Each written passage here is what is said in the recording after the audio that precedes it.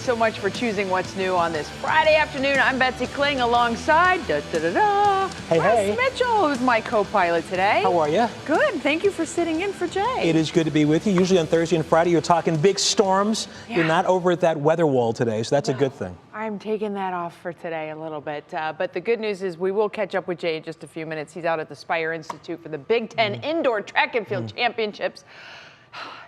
He'll have more on that coming up in just a little bit. A lot going on today. Let's get right to it. We have breaking news on the crisis in Ukraine. Within the past hour, the Biden administration announced it will freeze the official assets of Russian President Vladimir Putin and other high-level officials.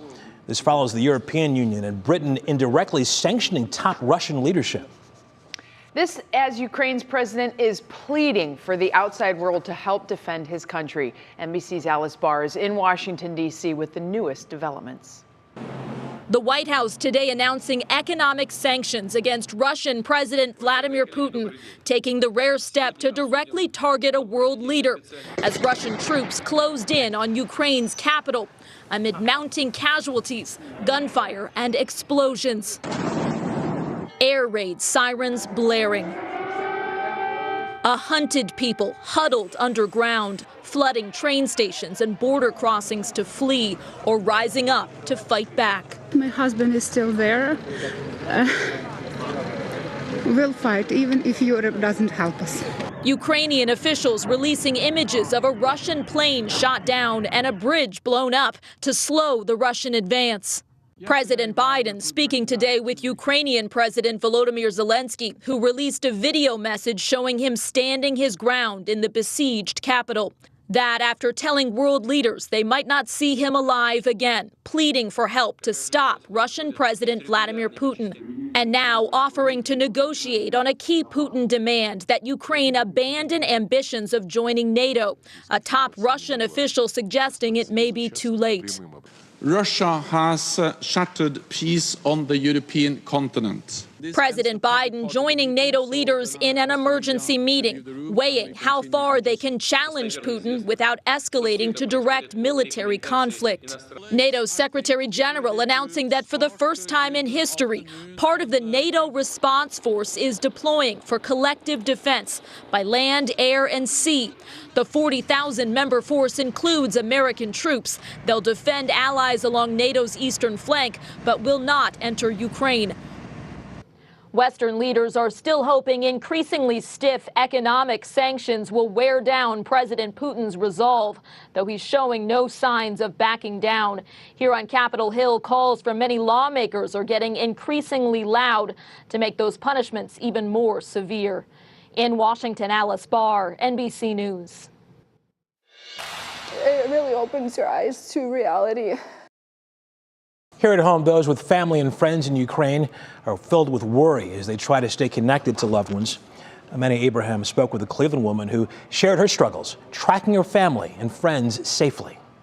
I haven't really been able to sleep or think about anything other than my family and friends in Ukraine. Natalia Petrev was born in Ukraine, but moved here to Cleveland with her family at 10 years old. What's unfolding in her homeland has left her worried and scared. Some of her family and friends are still in the country. I get to talk to them right now at least, and I can, have contact with them for now, which is at least like giving me a peace of mind, but overall, it's been just horrible. The worst few days of my life, I think. The sights and sounds of war. Petriv has spent hours on the phone every day searching for new information and checking in with family. One of my best friends, I just sent her money yesterday to be able to cross the Polish border with her baby. She's one, and she had to leave her husband behind. For now, Petriv is keeping her phone close and keeping her family and friends close to her heart. Like every day, I just sit there and think about if they're all okay and what's going to happen next. It's definitely the uncertainty of what's going to come. Petriv is hoping to raise awareness. That's why she's headed to D.C. this weekend for protests that are planned. You're going to hear more from her tonight at 6. Plus, we're going to have the very latest. Russ? Okay, Manny, we'll see you at 6. Thanks a lot. Turning now to the latest on the coronavirus. As the virus recedes around the country, just this afternoon, the CDC is changing how it measures community spread, meaning for most Americans, wearing a mask is no longer recommended. Sarah Shookman joins us in the newsroom with the update. Sarah, this is big news. It is a major change in the way we look at the pandemic, Betsy, and most medical professionals tell me that as the Omicron wave is moving out, this is the right time. Remember that county map that the CDC released last summer? Well, this is the new update.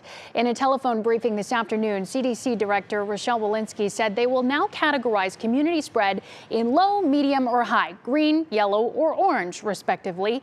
And as you can see, Northeast Ohio is largely green and yellow. Summit County is considered low risk, while Cuyahoga County is considered medium. And only in high-risk counties will masks be recommended for everyone, including those in schools. Instead of just case numbers, that category will fluctuate based on 3 data points. That's new cases, new hospitalizations, and the coronavirus current load on hospitals or the number of beds that are occupied. Now, for most people, this is really welcome news. For others, it causes a bit of anxiety. So if you feel more comfortable in a mask, then by all means, the high-quality N95 or KN95 mask can keep you very protected, even if no one around you is wearing a mask. And this doesn't mean that a new variant of concern or a new surge can't pop up, but the CDC says we're in a better position to respond than we ever have been before, Betsy. Yeah, it's pretty incredible with all that we've been through in the last year and a half.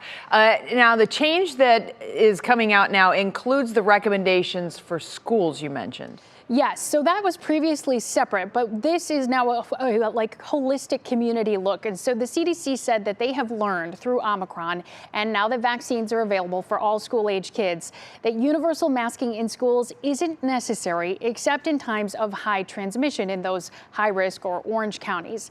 Now, one exception to these recommendations is still public transportation. The CDC is still reviewing that federal requirement. So again, that's buses, planes, trains still required for now. All right. Sarah Shookman reporting live for us tonight. Thanks, Sarah. Developing right now, President Biden announced late this afternoon that he's nominating Judge Ketanji Brown Jackson to fill Justice Stephen Breyer's seat. Breyer will resign at the end of this term this spring. Jackson is currently serving on the U.S. Court of Appeals for the District of Columbia. If confirmed, Jackson would be the first black woman to serve on the U.S. Supreme Court. Well, back here at home, good news could be coming to the West Side Market. Today, the city said that Mayor Justin Bibb's administration will propose new legislation to City Council on Monday. He's expected to propose holding rent rates at their 2020 levels for 2022 and cap annual rent increases to no more than 3% in the future. Right now, Bibb says 32% of the market is vacant. He also wants to expand lease options and allow alcohol sales at stands. That could be a game changer for a lot of those folks. Well, this morning I had the opportunity to be a part of a very important initiative. The American Heart Association rallied women in Northeast Ohio to reclaim their rhythm at the Hilton in downtown Cleveland. Go Red for Women is designed to increase women's heart health and awareness and inspire us to create changes in our own lives. Well, today attendees were inspired and educated by speakers. There was a little fashion show. We even had fun with a DJ. I've never done an event with a DJ before. So if you're wondering why it's suddenly Formal Friday here on What's New with the hairdo and all that fancy stuff, now you know why. What a great event, always. It's amazing how much you learn. Yeah, and you look fabulous, Oh, thanks. by the way. Coming up tonight, healthcare disparities.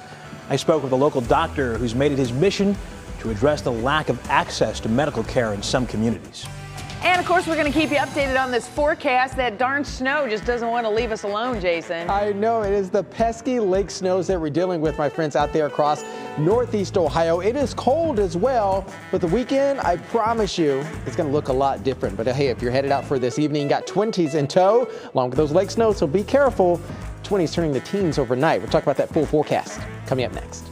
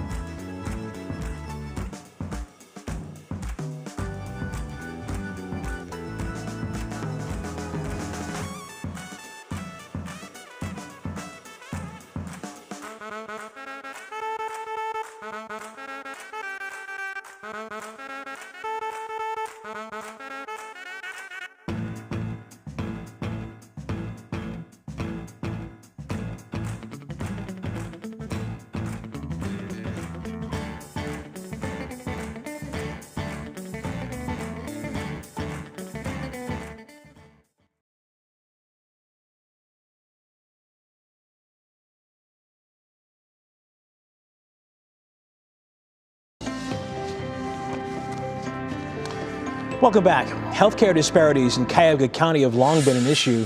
In fact, data from 2019, before the pandemic, shows that how long you live can vary widely based on your zip code. In some inner-city Cleveland neighborhoods, life expectancy among residents is 23 years less than their suburban counterparts. And the impact of the pandemic is not known just yet. I spoke with a local doctor who has made it his mission to fix that problem as part of our ongoing A Turning Point series. You know, the healthcare disparities that we see in the data when you compare African-American health outcomes to the majority population are dramatic. And to the extent, I call it a national crisis. Dr. Charles Modlin is Metro Health's first medical director of inclusion, diversity, and equity, a position that was created last year. And he's made it his focus to address the lack of medical care that plagues some communities. Both here in Northeast Ohio and across the country, the impacts are wide-ranging and include higher rates of high blood pressure, diabetes, heart disease, and cancer among minority groups, but especially those in the Black community. For example, Black men develop and die from prostate cancer at twice the rate of their white counterparts. Black men have about a 4 to 6 shorter year life expectancy compared to white men. It's a huge crisis. Dr. Modlin saw that crisis and came up with his own solution by launching the Minority Men's Health Fair. It's an event that had taken place every year since 2003, up until the pandemic, growing each time. Over the years, the health fair grew dramatically to where we had, 1,500, 1,800 men coming in every year to undergo these free preventative health screenings. This April, Dr. Modlin is bringing the event back in his new role at Metro. We call it the Minority Men's Health Fair, but in reality, it's open to everybody, regardless of race, ethnicity, gender, because we're all inclusive. But we're offering free preventative health screenings, health education, physical examinations. In our community, as Black men, oftentimes, we don't go to the doctor until it's too late. Marcus Patton knows the importance of getting preventative medical care. It was at the Minority Men's Health Fair that he was diagnosed with diabetes, and he had no idea he had it. Because oftentimes, like I said, we don't eat right. Oftentimes eat too much greasy foods, all that stuff. And it weighs heavily on our bodies. We don't get enough exercise. And like I said, diabetes is rampant in our community. And oftentimes we don't even know that we're diabetic. Now, Patton has made it his mission to spread the word. I would tell them that life is on the line. You know what I'm saying? If they care about themselves and their families, it's incumbent upon them to annually get checked out. Go get a checkup. Go get a simple checkup. And as for Dr. Modlin, he continues his mission of making the medical profession more equitable and reducing the disparities affecting communities of color. Russ Mitchell reporting for us. How about that? How about that? Yeah. You're just everywhere. Yeah. By the way, I'm really disappointed. I went through my emails and I can't find where the mistake was made, but you guys obviously missed the email on Fancy Friday. Yeah. Rather than Casual Friday. Well, I was telling Betsy and Jason, I'm sure you feel the same way. Had we known that Betsy was going to get all fancy, we would have got our hair done too. We would have, yes. Yeah. Wow. Was that brushing it a different way? Well, there's all sorts of things, I think going we're on making there. her blush, Russ. Little product. I think so. She looks great though, right? Oh, yes, it does. My And mom even texted and said, your hair is very fancy. Oh, Saint Sue. Oh, we love her. And it's not the best day to be out and be a little bit fancy there. But of course, Betsy is our sunshine, so anything for her. Hey, we still have some of those pesky lake snows as cascading across Lake Erie for this afternoon. We've been dealing with them all day long. And frankly, this morning's commute was a bit hairy as well. The good news is most of this activity is going to be tapering down, okay? We're going to have our winds calm, but with that calming wind and high pressure moving back in, things are going to get quite cold out here. This is mainly a lake event across much of the Midwest for our Friday afternoon. Look at over at Lake Michigan, even coming across to the Detroit area here in Cleveland, even stretching over towards Buffalo.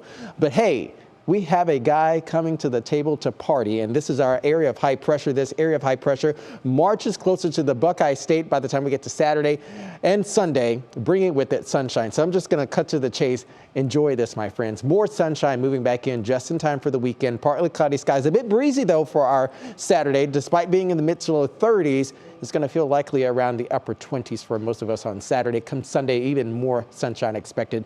Mid to upper 30s expected. So as we keep an eye on the clock and your place on the map, your National Design Mart hour-by-hour forecast, notice our wind speeds coming out of the northwest still overnight tonight through early tomorrow. So we'll still be tapping into some of those lake snows for early Saturday morning. Temperatures will be slow to climb, though, on Saturday. As I said before, a bit more on the breezy side, sustained winds nearing about 10 miles per hour, gusting up to about 15 for our Saturday. But high pressure moves back in just in time for Saturday evening through Sunday before another low pressure comes on in. So we're going to broaden the scope for you. You can see the days ahead with that trough kind of extending south here, high pressure moving back in. That's going to kick that out here. We're going to likely try to keep much of the activity on Monday night heading into Tuesday, a bit more on the light side. Few flurries possible, nothing too terrible though. By Wednesday heading to Thursday, another surface low moves on in. It could ignite some shower activity, maybe in a few flurries as well. But again, nothing terrible. Your Union Home Mortgage 7-day, check this out, my friends. Mid to low 30s for tomorrow, mid to upper 30s by Sunday. Monday, again, a frontal boundary moves through. We'll be hovering around the freezing mark in the afternoon, but back into the 40s, nearing 40s by the end of the week. But I don't know if you see this. Looks like sunshine pretty much for every day next week, despite just a little bit of a shower come Thursday. Wow, we won't know what to do with that. It's great. It's all good. All right, thanks so much, Jay. We'll see you again in a little bit. Coming up, everybody, my co-host Jay Crawford going to be joining us from Spire Institute, talking about what's new there.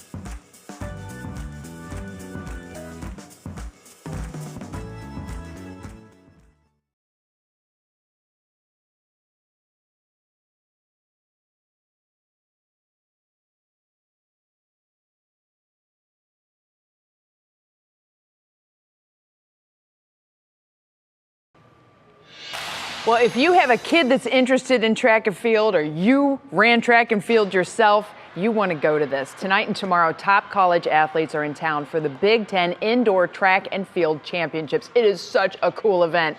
They are competing at Spire Institute out in Geneva. This facility is a Northeast Ohio gem. Our Jay Crawford is there tonight, and he has more on what's new. Hi, Jay. Betsy, most people think of Spire as this world-class athletic facility, indoor and outdoor, but they've really transitioned not just to an athletic facility, but now, believe it or not, Spire is Spire Institute. It's actually a high school. And it's really incredible because they have athletes coming from all over, not just the United States, but the world, to train here for their sport of interest, but also to get educated. I spoke with Spire COO Jeff Orloff earlier today, and he explained the future direction of Spire Institute. Well, we're several things. We're an academy, so we've got 9th through 12th graders, postgraduate academy as well, so that's the year after high school. And so we're concentrating on that. That's huge. These kids are from all around the world. We've got kids from 15 different countries, from 20 different states, in basketball, track and field, swimming, wrestling, and then we'll start up with lacrosse, women's basketball in the fall. Going on here at Spire this weekend is the NEC Swimming Championships. That's a collegiate athletic conference. And also going on behind us all weekend will be the Big Ten Track and Field Championships. You've got athletes from all over the Midwest, all of the schools in the Big Ten here competing for the Track and Field Championships. And later in the show, we're going to talk about the amount of money that events like this actually bring into the local economy. It's a pretty big number. Spire Institute growing more and more every day, and we'll talk a little bit more about that when we come back. Live from Spire in Geneva.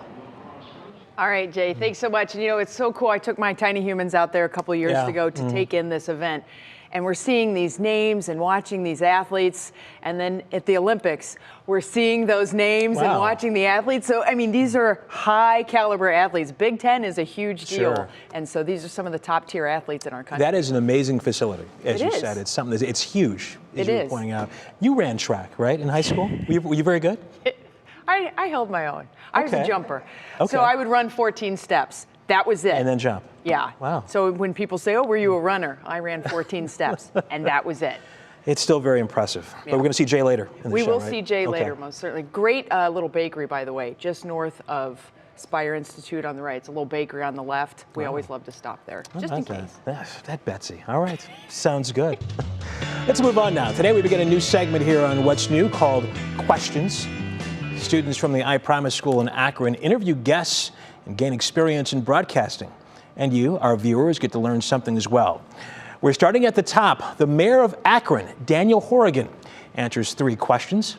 So let's hand it off to the I Promise News team. Hello, I am Ariana Miller. I am a 7th grader at the I Promise School, and today's guest is Daniel Horrigan, the mayor of the city of Akron. Welcome, Mayor Horrigan. Thank you, and thank you for having me on. When you were a kid, what did you want to be when you grew up? I never planned to be mayor. I know I wanted to go to college. Like a lot of occupations that I had were always like waiting on people. I think government should be about service to people. And so when I ask the question, what should government be about? I think it should be about me asking you this question.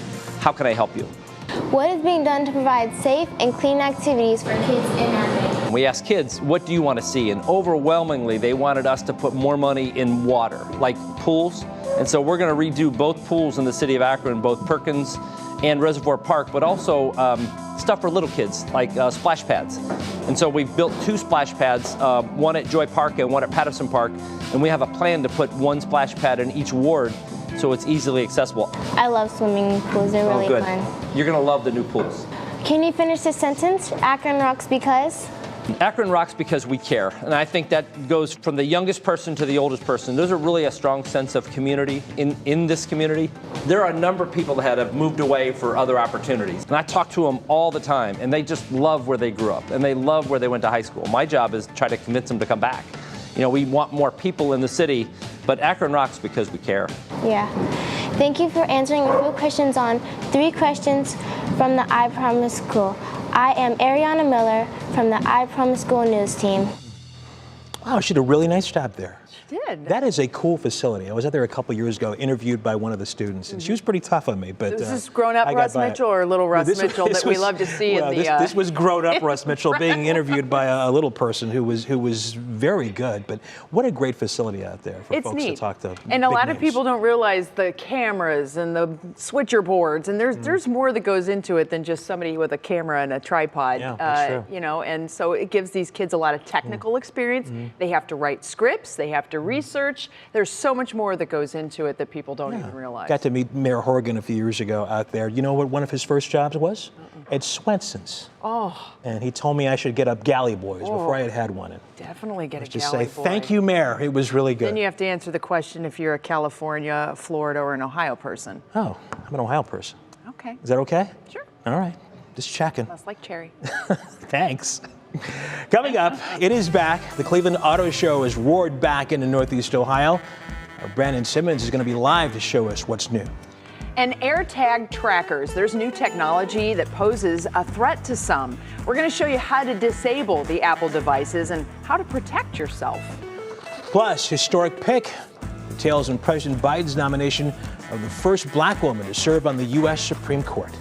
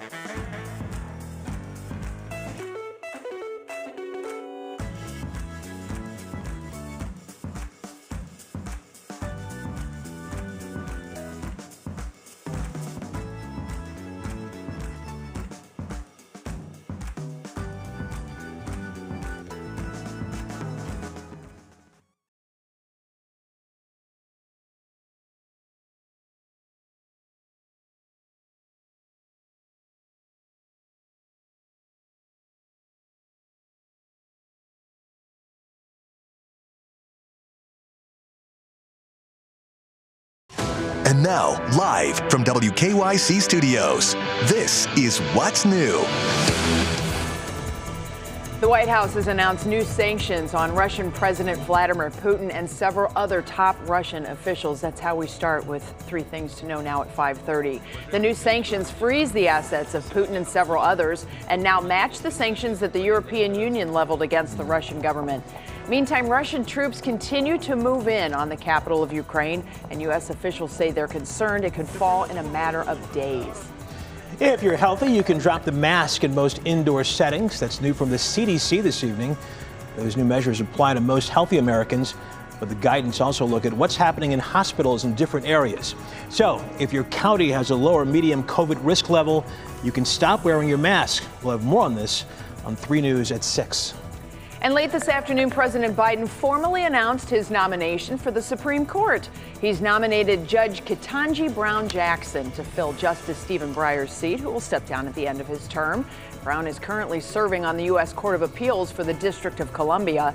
If confirmed, Jackson would be the first black woman to serve on the U.S. Supreme Court. And with that, we welcome you back here to What's New on a Friday afternoon. It puts very cold is in the script, but I don't think this is very cold compared to where we've been. It's all a matter of perspective. It's winter, right? Exactly. But not for long. Russ Mitchell, I know that you always tease me about meteorological winter versus astronomical winter. Right. We are now in a countdown period for astronomical spring to begin. Okay, so 23 days now. Yeah, until we're officially into spring. Now again, that's astronomical winter. Now meteorological winter is like in 3 days, or spring rather. Yeah. Is like in 3 days. Yeah. Right? So this is where we actually are winners in the meteorological community because we chunk it into months. Yeah. March, April, May, right? That is Good true. enough. We don't deal with where everything is in the celestial sky. So there you go. Nice. This picture, by the way, is from Belinda Sweeney. This is your front yard in Ashtabula County. In warmer times. We're almost there. Almost there. Love the hostas. Beautiful job there, Belinda. Now we want to go to our top talker. The Cleveland Auto Show is back. Car enthusiasts missed out in the action last year because of the pandemic. There are more than 500 cars to look at and a lot of technology inside of them. Okay. So the big question, who do you send out to the car show? Russ Mitchell's here with me. So the guy who actually gets the best job of the day is our tech guru, Brandon Simmons. Brandon, what is happening at the IX Center tonight? Hey, Betsy and Russ. You know what? I really expected Russ to be here. I mean, he's my main man, my car enthusiast. And to not have him here, I mean, it's really a bummer. But I'm going to try to take you through it. I'm not going to be too sad for long, okay? But yeah, whether you're searching for a new car or if you are a car enthusiast like Russ, this is the place where you want to be. I want to just show you a quick look around. To my left, I got the classic cars. You're seeing ride and drive happen just to the left of that. And of course, I'm standing right here in Millionaires Row, but we'll have more on that in just a little bit. I feel like whenever you come to a car show, there's always some sort of theme, right? You have to have a theme that all the automakers are kind of taking care of. And I think this year we're talking about electric. So everything is going electric. I just did a story yesterday saying prices may hit $4 a gallon if you're driving a car that's gas. And this is how you can get away from that. I know Nissan just announced they have a new car, the Aria. Audi has the new Q4 e-tron. GMC is even bringing back the Hummer as an EV. We all know that used to be one of the biggest gas guzzlers. But I think the most exciting one that people are looking forward to is the Ford F-150 Lightning. It's America's most popular pickup truck, but now it's going to be all electric with enough juice to even power your home if for some reason you had a power outage. You can't beat that.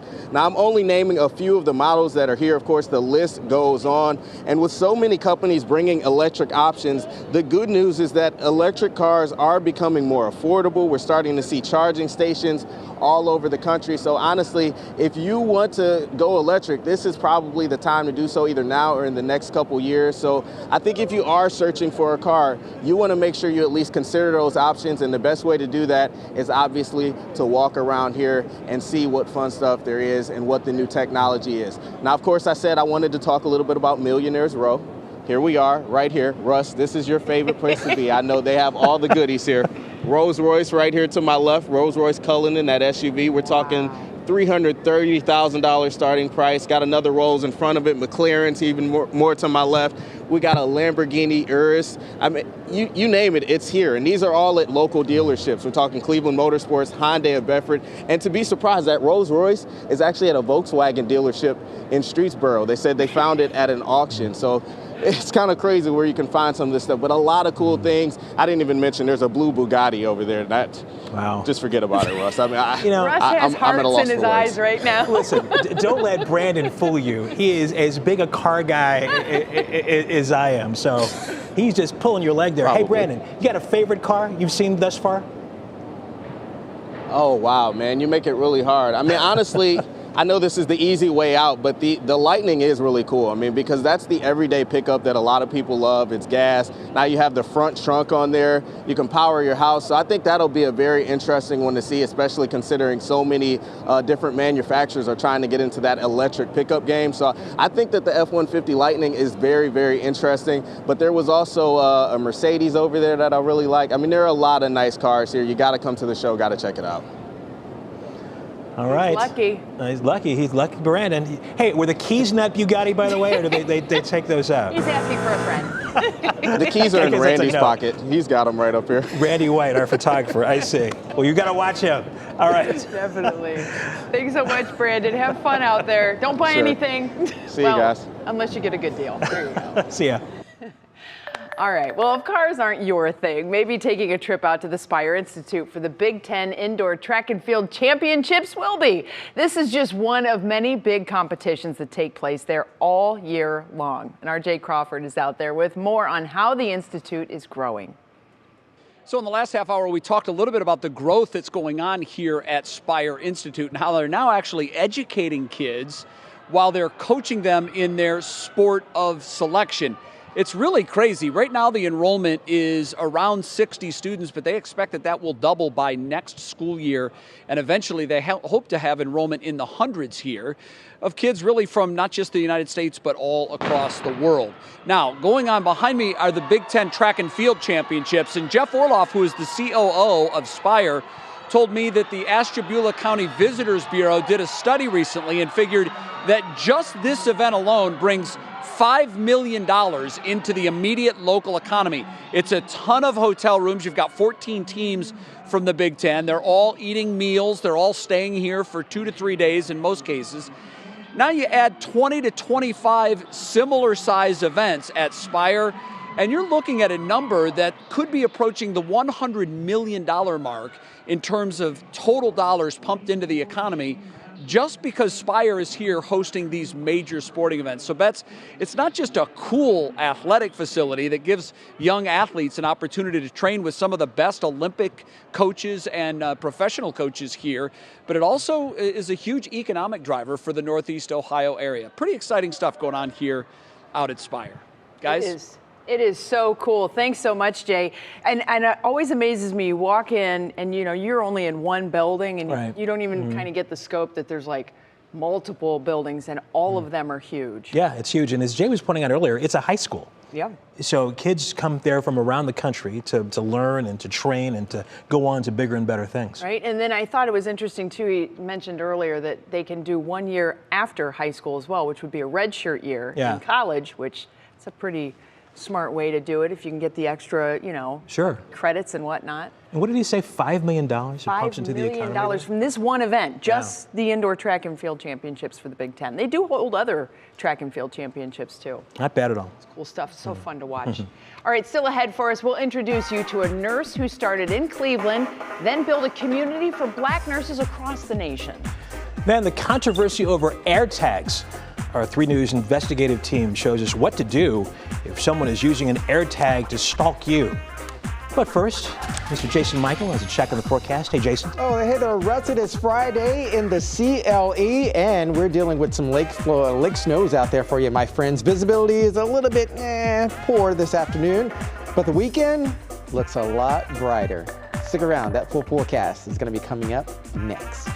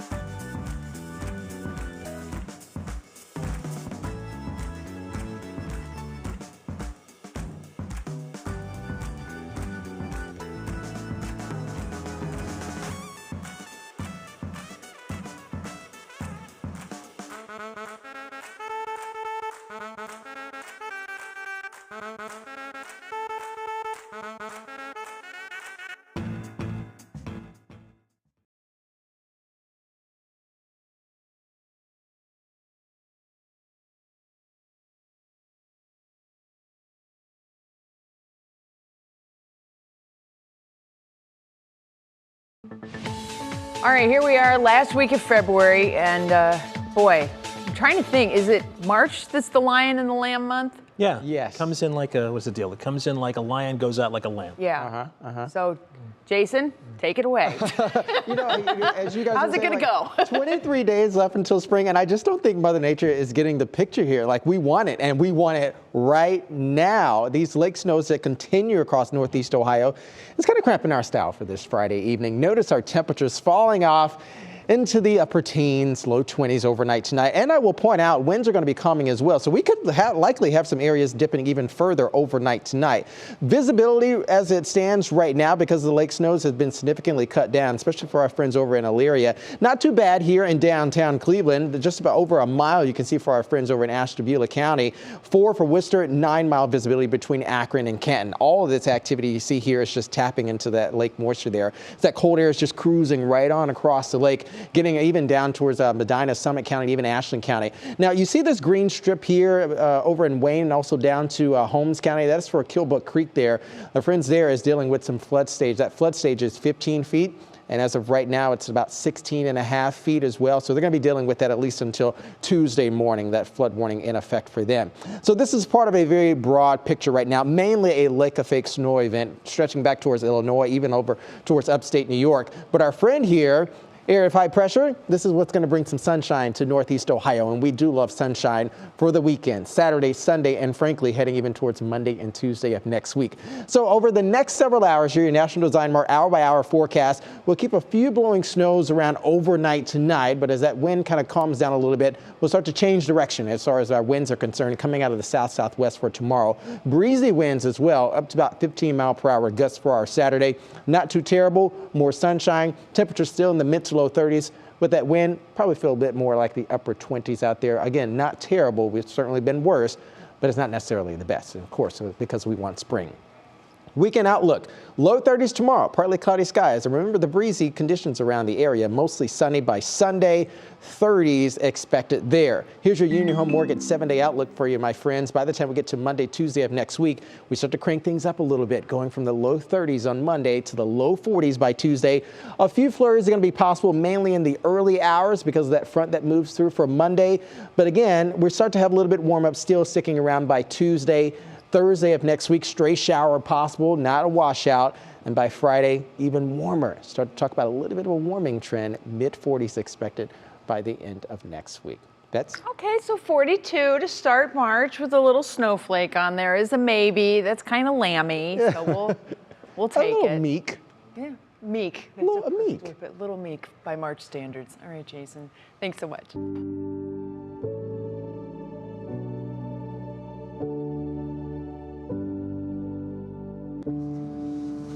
We wrap up a week dedicated to health and wellness as we continue to celebrate contributions during Black History Month. Tonight, we honor a nursing pioneer who got her start in Cleveland and went on to build a supportive community for Black nurses nationwide. Here's Danielle Wiggins.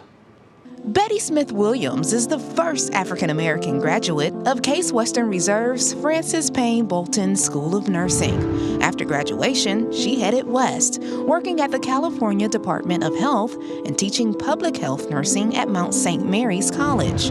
She later became dean at the University of Colorado School of Nursing. Her distinguished career is only magnified by Williams's unwavering support for nurses of color. She co-founded several professional groups, including the National Black Nurses Association and the National Coalition of Ethnic Minority Nurse Associations. In 2010, the Academy of Nursing named Williams a living legend, its very highest honor. Next on What's New, a 3 News investigation found stalkers were using Apple AirTags. Part 2 of our series explains what you should do if you find an unwanted tracker. And we'll have to tell you about the newest trend that has cyber experts on edge.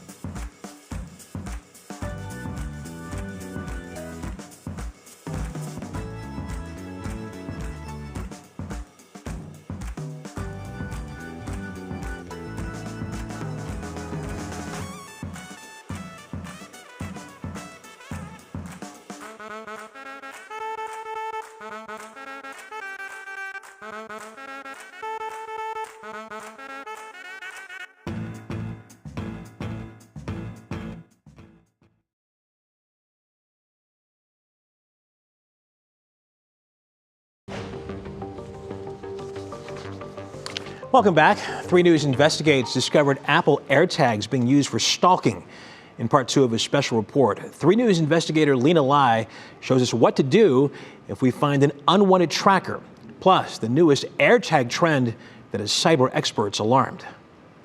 It is so scary, the power that the AirTag has to completely devastate someone's life. Carmel Triplett was stunned to learn an Apple AirTag had been tracking her for the last 24 hours.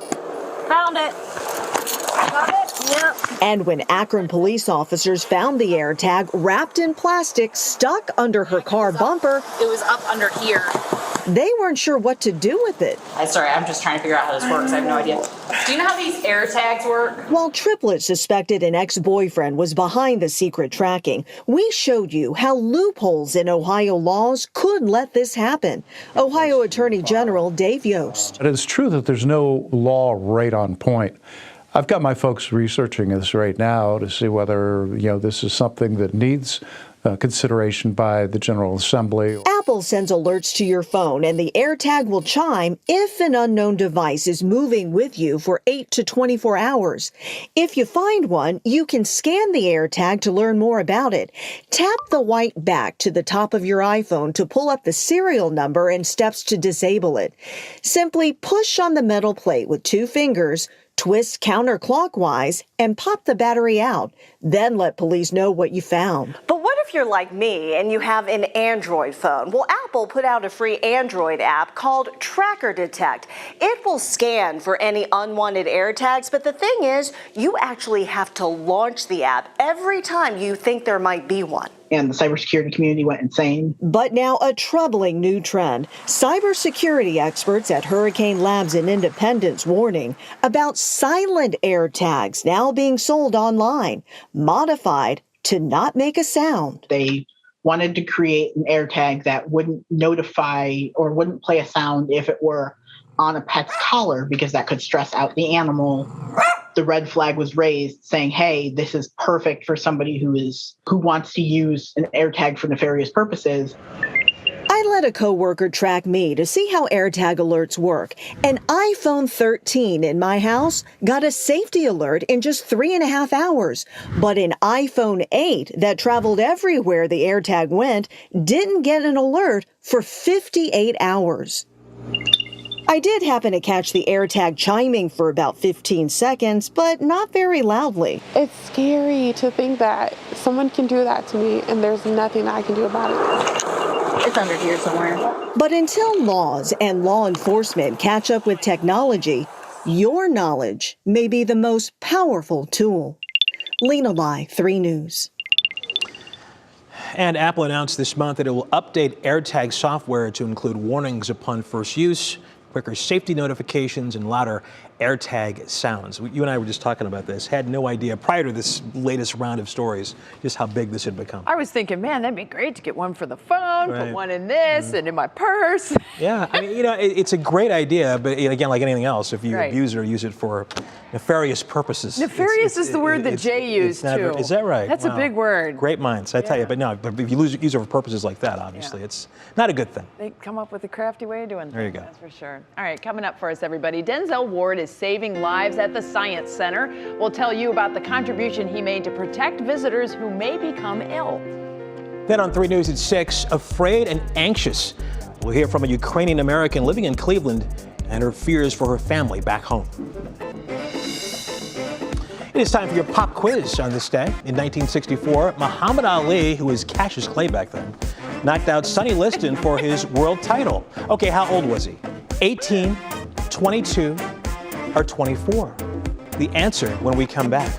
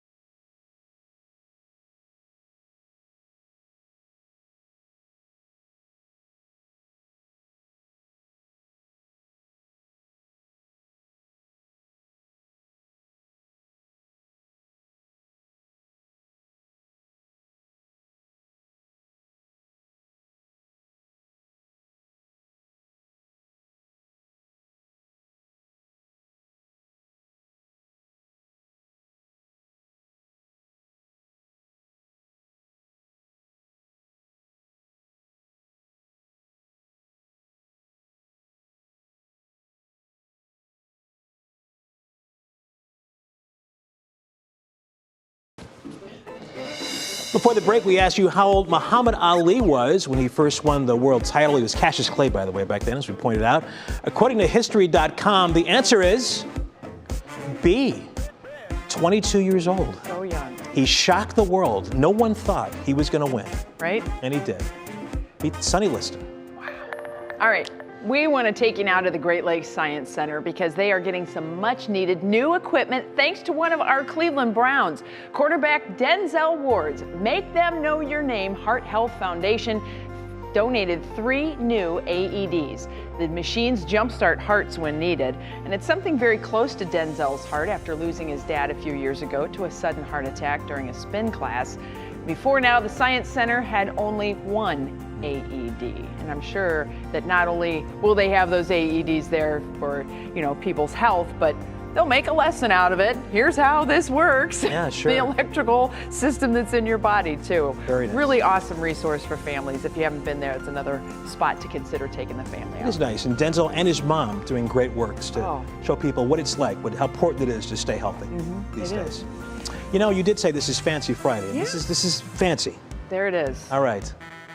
It's as fancy as I get. Now I'm going to go slouch in my chair over in the Weather Center and make some maps. All right, you do that. Well, you have some news to talk about coming up. I do. 3 News at 6 with Laura, myself, and Betsy on weather. Starts right now. Under attack. I feel anxious and sad, and I cry, and then I'm angry. It's just a lot of emotions right now. Russian forces continue pushing into Ukraine. We have the latest developments and reaction from a local woman with family in Ukraine trying to flee for safety. Plus, historic nomination. For too long, our government, our courts haven't looked like America. I believe it's time that we have a court that reflects the full talents and greatness of our nation. Ohio's first African-American woman to serve on the state Supreme Court weighs in on the significance of the president's pick. Relaxed rules, what the CDC's new mask guidance means for you as a local doctor weighs in. And it's auto show weekend. After a pandemic hiatus, it's back. How things will look different this year. Live from WKYC Studios, this is 3 News at 6 with Russ Mitchell and Laura Queso. Good evening, and thanks for being with us. I have some breaking news to tell you about tonight. The United States is freezing the assets of Russian President Vladimir Putin, taking a rare step in sanctioning a world leader. Today, I'm authorizing additional strong sanctions and new limitations on what can be exported to Russia. And tonight, Ukraine's president is pleading for the outside world to help defend his country. NBC's Alice Barr continues our coverage on Ukraine and has the latest now from Washington. The White House today announcing economic sanctions against Russian President Vladimir Putin, taking the rare step to directly target a world leader as Russian troops closed in on Ukraine's capital amid mounting casualties, gunfire, and explosions. Air raid sirens blaring. A hunted people huddled underground, flooding train stations and border crossings to flee or rising up to fight back. My husband is still there. We'll fight, even if Europe doesn't help us. Ukrainian officials releasing images of a Russian plane shot down and a bridge blown up to slow the Russian advance. President Biden speaking today with Ukrainian President Volodymyr Zelensky, who released a video message showing him standing his ground in the besieged capital. That after telling world leaders they might not see him alive again, pleading for help to stop Russian President Vladimir Putin, and now offering to negotiate on a key Putin demand that Ukraine abandon ambitions of joining NATO, a top Russian official suggesting it may be too late. Russia has shattered peace on the European continent. President Biden joining NATO leaders in an emergency meeting, weighing how far they can challenge Putin without escalating to direct military conflict. NATO's Secretary General announcing that for the first time in history, part of the NATO response force is deploying for collective defense by land, air, and sea. The 40,000-member force includes American troops. They'll defend allies along NATO's eastern flank, but will not enter Ukraine. Western leaders are still hoping increasingly stiff economic sanctions will wear down President Putin's resolve, though he's showing no signs of backing down. Here on Capitol Hill, calls from many lawmakers are getting increasingly loud to make those punishments even more severe. In Washington, Alice Barr, NBC News. Here at home, those with family and friends in Ukraine are filled with worry as they try to connect to their loved ones. Amani Abraham spoke to a Cleveland woman who shares her struggles waiting for news about them. The sights and sounds of war. It's honestly been a nightmare for all of us.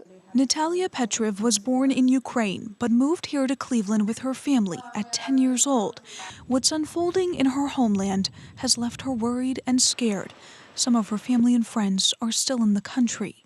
I get to talk to them right now at least, and I can, have contact with them for now, which is at least like giving me a peace of mind. But overall, it's been just horrible, the worst few days of my life, I think. Petriv has spent hours on the phone every day searching for new information and checking in with family to make sure they're okay. She's also offered to help as some are in need of money to help leave the country. One of my best friends, I just sent her money yesterday to be able to cross the Polish border with her baby. She's one, and she had to leave her husband behind. She says she would give everything she has to keep her family and friends safe. I don't think it's selfless. It's family, and it's my country, and I would never, I don't care about, none of this matters if, you don't, I don't care about anything else at this point. She's not alone. Voices here are growing, with protests being held across the country. Putin is the killer. Going to gatherings and protests and trying to speak up and stand up for my country. Petriv plans to head to D.C. this weekend for a planned protest. She's hoping to raise awareness to what's happening and also to offer help in any way she can to help friends, family, and of course neighbors in Ukraine. Amani Abraham, 3 News. Amani, thank you. Of course, we are thinking of her loved ones there. Continuing coverage coming up on NBC News, on Nightly News, as Ukraine's capital city is facing Russian troops approaching and chaos unfolds of those trying to escape. That's ahead for you at 6:30, right after this broadcast. And an historic announcement this afternoon. President Biden announced his pick for the Supreme Court vacancy, the upcoming vacancy, Judge Ketanji Brown Jackson. She's currently a judge in the U.S. Court of Appeals